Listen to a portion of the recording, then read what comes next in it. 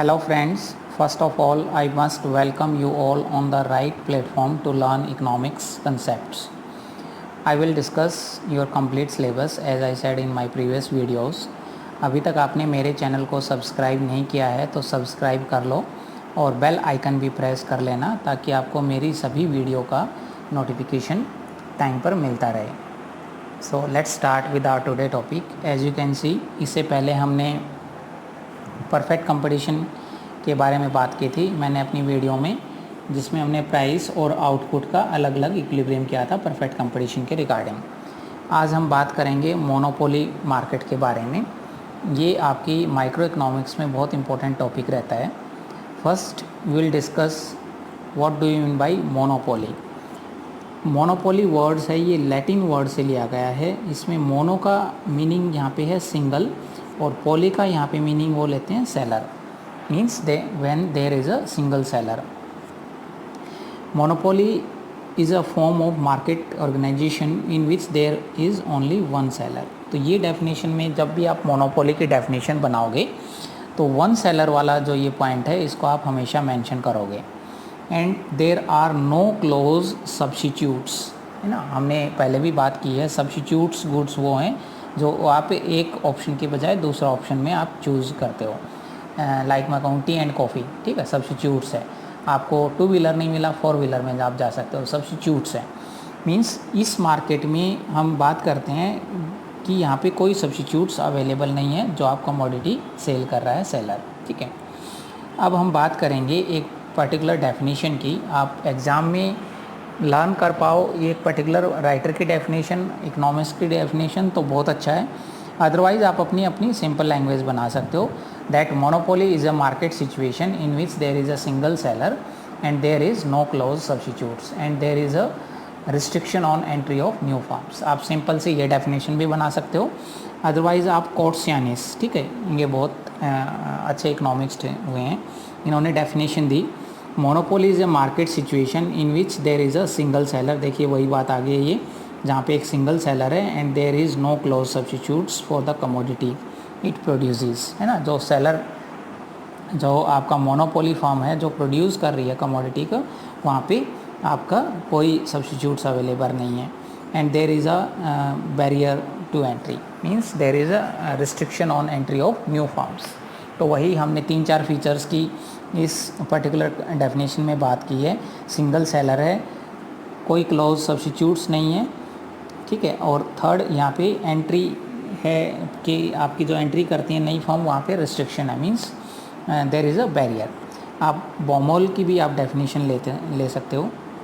A pure monopoly is defined as the firm that is also an industry. Means जो आपकी form है वही आपका इंडस्ट्री है. लाइक हमने परफेक्ट कंपटीशन में बात की थी, फॉर्म इज़ प्राइस टेकर और जो आपकी इंडस्ट्री है वो प्राइस मेकर थी उसमें. मीन्स सभी काफ़ी इंडस्ट्रीज़ को मिला के, मैनी फॉर्म्स को मिला के हमने एक इंडस्ट्री बनाई थी.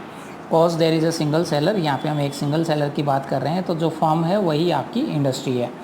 It is only the supplier of some particular commodity for which there exist no close substitutes. देखिए फिर वही वर्ड आ गया, मीन्स वहाँ पे उसका सब्स्टिट्यूट्स अवेलेबल नहीं है और वहाँ पे सिर्फ एक ही सेलर है.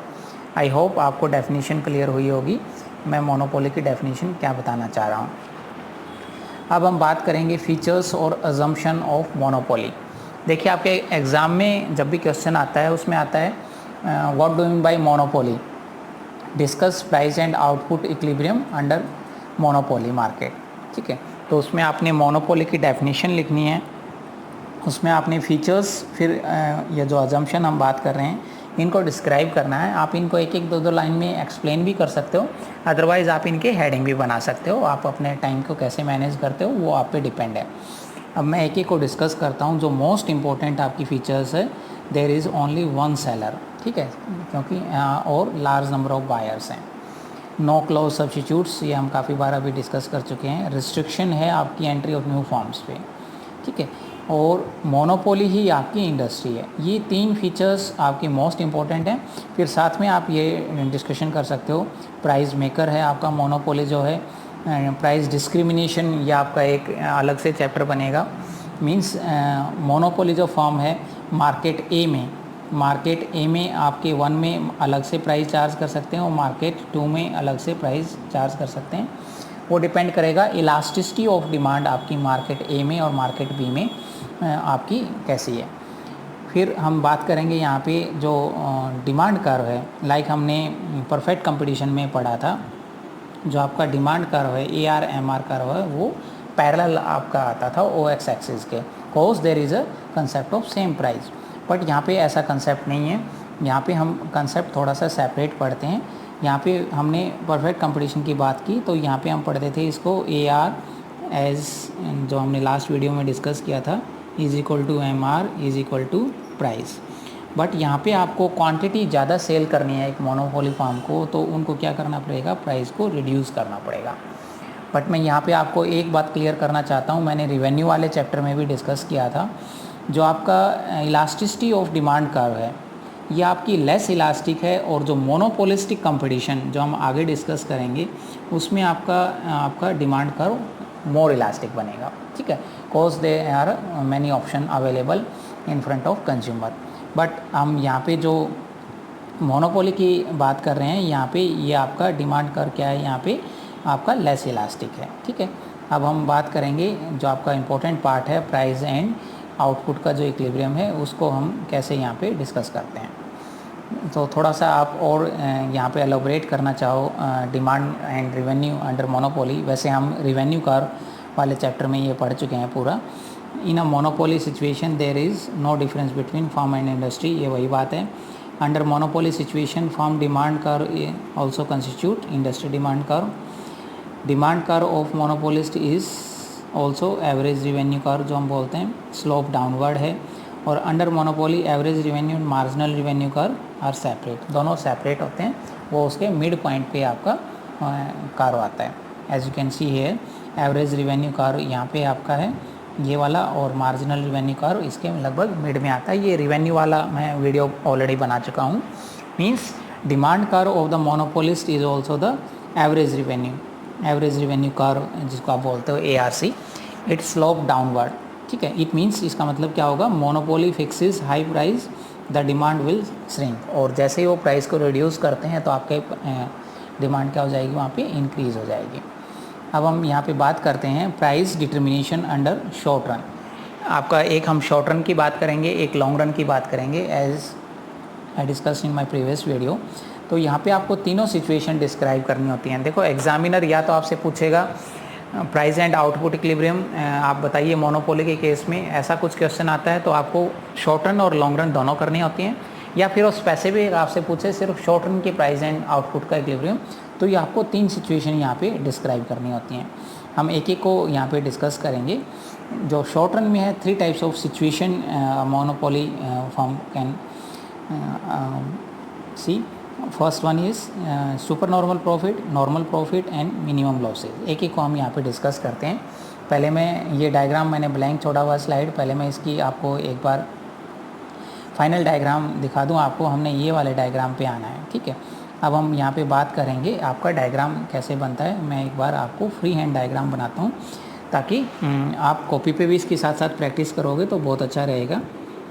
लाइक कोई भी कर्व आप बनाते हो तो हम बात करते हैं वाई एक्सिस की, ठीक है। वाई ओ एक्सिस यहाँ पे आप हमेशा लेते हो। यहाँ पे हमने लेना है रिवेन्यू कर्व, प्राइस और आपकी कॉस्ट कर्व आ जाएंगे, रिवेन्यू एंड कॉस्ट, और यहाँ पे हमने लेना है आउटपुट, ठीक है। अब हमने यहाँ पे डालने हैं 2 कर्व, मैं थोड़ा सा कलर चेंज करता हूँ। एक आपने डालना है एवरेज रिवेन्यू कर्व और एक हम यहाँ पे डालेंगे मार्जिनल रिवेन्यू कर्व। थोड़ा सा मोबाइल में बनाने में ये दिक्कतें रहती हैं, इनको हमें दूर करना होगा। अब हम डालते हैं यहाँ पे इसके मिड में मार्जिनल रिवेन्यू। ये आपके स्ट्रेट लाइन हमने डाली है मार्जिनल रिवेन्यू, ये और ये हमने डाला है एवरेज रिवेन्यू। अब हम इसमें पुट करेंगे मार्जिनल कॉस्ट कर्व, वो हमने पीछे भी बताया था यू शेप का होता है, और हम इसमें for simplicity marginal cost curve इस शेप का हम यहाँ पे डाल रहे हैं। अब आपके दिमाग में नेक्स्ट क्वेश्चन ये आना चाहिए कि इक्विलिब्रियम जो कंडीशन है, प्राइस और आउटपुट की इक्विलिब्रियम जो कंडीशन है, हम वहाँ पे क्या डिस्कस करते हैं, where marginal cost MC is equal to MR, ठीक है। एक तो आपकी ये कंडीशन है एम सी जहाँ पे एम आर के इक्वल है, ये लास्ट चैप्टर में हम ऑलरेडी डिस्कस कर चुके हैं। और एक सेकंड है M C curve cuts M R from below. तो आपकी इक्विलिब्रियम कंडीशन यहाँ पे मीट आउट हो रही है, ठीक है, जो आपकी एम सी एम आर को यहाँ पे कट कर रही है, तो आपका ये प्राइस हो गया और ये आपका इक्विलिब्रियम पॉइंट निकला है, ठीक है।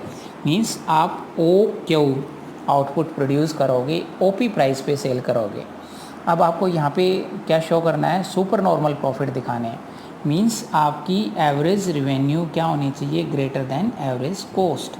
हमारे पास कॉस्ट का अब हम इसमें डालेंगे तो हमारा पता चलेगा कि आपने सुपर नॉर्मल प्रॉफिट हो रहे हैं, नॉर्मल प्रॉफिट हो रहे हैं या मिनिमम लॉसेज हो रहे हैं, ठीक है। देखो इस ई पॉइंट को टच करके आप एवरेज कॉस्ट कर्व निकालोगे तो आपके नॉर्मल प्रॉफिट हो जाएंगे। इस ई पॉइंट से नीचे आप एवरेज कॉस्ट कर्व निकालोगे तो आपको सुपर नॉर्मल प्रॉफिट हो जाएंगे, और इससे ई पॉइंट से कहीं ऊपर से आप एसी लेके जाओगे तो मिनिमम लॉसेज आ जाएंगे। आप कहीं से भी स्टार्ट कर दो, यहाँ से स्टार्ट कर दो, यहाँ से स्टार्ट कर दो, एसी कर्व को डजेंट मैटर, बट आपने कॉस्ट वाले चैप्टर को माइंड में रखते हुए यहाँ पे एक बात ध्यान में रखनी है, जैसे ही एसी एमसी के संपर्क में आएगी, टच करेगी, तो उसके बाद वो अपवर्ड होना स्टार्ट हो जाएगी। Look like that. मैं यहाँ पे एक कलर चेंज करूँ आपके लिए। देखो मैंने इसको डाउनवर्ड बनाया और जैसे ही इसको टच किया उसके बाद हमने क्या किया, इसको ऊपर उठाना शुरू कर दिया एवरेज कॉस्ट कर्व को। आप इस कर्व को ऐसे भी बना सकते हो, इस पॉइंट से ऊपर भी ले सकते हो। मैं आपको ऊपर करके दिखाता हूँ। ये एक हमने इरेज किया, ये सेकंड, ओके। अब हम दोबारा इस कर्व को बनाते हैं, एसी कर्व को, ठीक है। और इस पॉइंट को टच किया, राइट। इसे नीचे भी बनाते हैं आपकी बुक में, इसे ऊपर भी आता है, और डिपेंड करता है कि आप कर्व कैसा आप बना रहे हो। बट जैसे ही एमसी को टच करोगे उसके बाद आपकी एवरेज कॉस्ट क्या हो जाएगी, ऊपर बढ़नी स्टार्ट हो जाएगी। मैं एक बार इसको इरेज करता हूँ। इसका फ्री फ्लो जैसे हम बोर्ड पे बनाते हैं क्लास में, मोबाइल पे बनाना थोड़ा सा मुश्किल हो जाता है। एक मिनट। अब एक बार इसको करते हैं। एक बार आपने जैसे ही पेन उठाया फिर उस कर्व को वहाँ पे कंबाइन करना बहुत मुश्किल हो जाता है। ये हमारा हो गया एवरेज कॉस्ट कर्व। अब आप यहाँ पे ये देखिए, आउटपुट वाली लाइन को एवरेज कॉस्ट कर्व कहाँ पे कट कर रहा है, यहाँ पे ऊपर। तो ये आपका आ जाएगा, नाम दे दो कोई भी इसको P1, और इसको आप नाम दे दो A, कोई नहीं।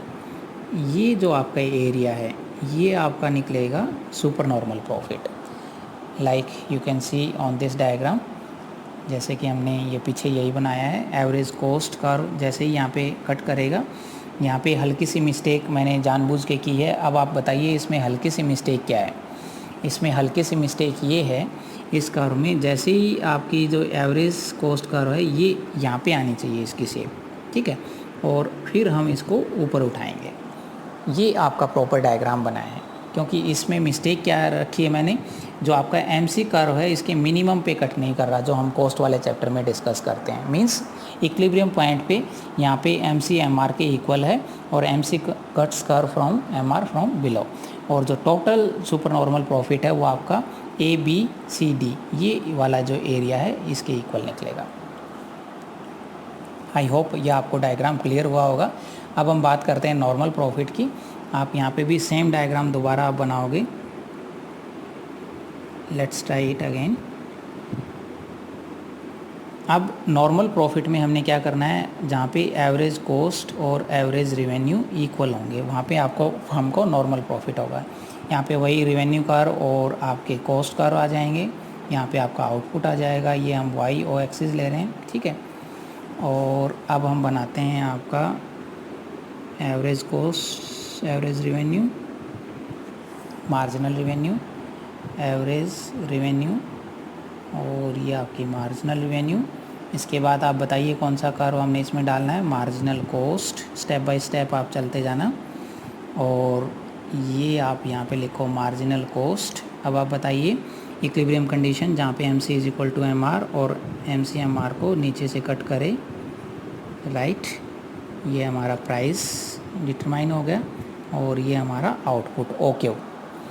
अब आपने एवरेज रिवेन्यू का जो यहाँ पे पॉइंट आप ई बना रहे हो, अब एवरेज कॉस्ट का इस ई पॉइंट को टच करके आपने निकालना है, ठीक है। लाइक हम यहाँ पे ट्राई करते हैं इसको, बट जैसे ही एमसी को टच करेगा उसके बाद वो क्या हो जाएगा, अपवर्ड आपका शिफ्ट हो जाएगा। ये आपका निकलाएगा यहाँ पे नॉर्मल प्रॉफिट, ठीक है। आप यहाँ पे देख सकते हो ये वाला सेम यहाँ पे मैंने सेम यहाँ पे मिस्टेक रखी हुई है। ये जो एवरेज कॉस्ट कर्व है यहाँ पे मार्जिनल कॉस्ट कर्व आपका ऐसा होना चाहिए, ठीक है। ये आप मिस्टेक ठीक करोगे। एम सी एम आर के जहाँ पे इक्वल है और M C cuts from M R from below, यहाँ पे एवरेज कॉस्ट एवरेज रिवेन्यू के इक्वल है। सो फॉर्म को हम यहाँ पे क्या एज्यूम करते हैं, नॉर्मल प्रॉफिट आपके यहाँ पे हो रहे हैं, सुपर नॉर्मल प्रॉफिट नहीं हो रहे, ना ही लॉसेज हो रहे, cause A C is equal to A R, ठीक है। अब आप ये बताइए इसी कर्व में आपको लॉसेज दिखाने हो तो कैसे दिखाओगे। मैं नेक्स्ट स्लाइड में जाने की बजाय आपको ये पॉइंट यहीं पे क्लियर करना चाह रहा हूँ। इरेज करो इस पॉइंट को आप, यहाँ तक तो आपने बनाना है क्लियर। मिनिमम लॉसेज वाले हम बात कर रहे हैं। अब लॉसेज वाला जो डायग्राम है, एक शटडाउन पॉइंट भी हम यहाँ पे निकालते हैं, ठीक है। अब हम लॉसेज वाला जो हम डायग्राम बनाएंगे तो जो आप एवरेज कॉस्ट कर्व बनाओगे वो ऊपर बना दोगे बस, और कुछ नहीं है इसमें, डायग्राम वही है आपका। अब ये जो आउटपुट वाली लाइन है इसको ऊपर तक लेके जाओ और ये वाला पॉइंट आप ऐसे कर दीजिए। ये जो आपका एरिया निकलेगा ये आपका निकलेगा मिनिमम लॉसेज, इसको कोई भी नाम दे दीजिए। टोटल मिनिमम लॉसेज क्या हुई, P1 EA, ठीक है, जो हमने इस डायग्राम में डिस्कस किया है। ये देखिए ये वाला मिनिमम लॉसेज वाला।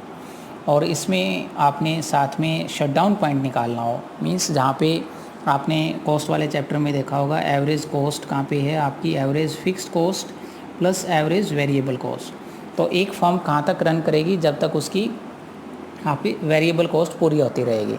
फर्म शटडाउन करना कब प्रेफर करेंगे, जब उसकी वो फिक्स्ड कॉस्ट भी आपकी वहाँ पे कंप्लीट नहीं हो रही है। तो उस केस में हम क्या करेंगे, तो जो फर्म है will bear the loss of fixed cost, ठीक है, जो AN पर यूनिट है। तो उसमें आपको AC और ABC, ये कॉस्ट वाले चैप्टर में हमने क्लियर किया था, उनका रिलेशन आपके पास होना चाहिए। तो ये हमेशा जो शटडाउन पॉइंट है वो हमेशा मिनिमम लॉस वाले डायग्राम पे निकलेगा। आप इसको यहाँ से टच करते हुए निकालोगे तो हमने जो ए पॉइंट था आपका ये वाला, जहाँ पे नॉर्मल प्रॉफिट में हमने जैसे निकाला था, इसको ही शट डाउन पॉइंट बना दिया है। अदरवाइज़ आप सेपरेट भी शट डाउन पॉइंट बना सकते हो, वो आपकी चॉइस है। आई होप तीनों सिचुएशन आपको क्लियर हो होंगी, और साथ में ही हमने इसमें 4 डायग्राम भी बना दिया है आपका शट डाउन पॉइंट। अब हम बात करते हैं price determination under long run.